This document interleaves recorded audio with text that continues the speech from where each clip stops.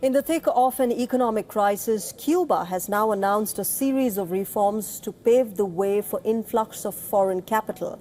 The communist country, remember, with the socialist political system, has been suffering the brunt of the latest US-imposed oil blockade.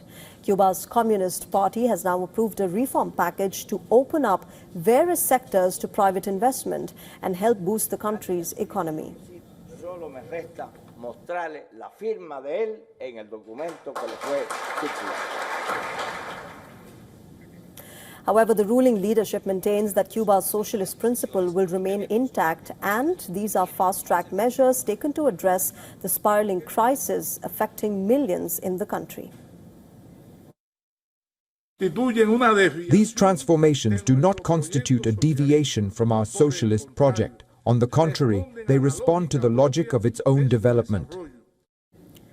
As Cubans wait for these desperate measures to kick in, the reality remains grim. The blockade has hit millions of people, triggering a cost of living crisis so high that people are staying at home and only moving in emergency scenarios. Public transport infrastructure also remains badly hit, with very limited routes operations sporadically.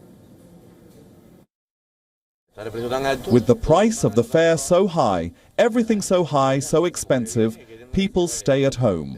Only those who need to travel, those who have to go to a doctor and can't afford to take a car every day for 1,500, 1,200, 2,000 pesos or any other kind of ride, come.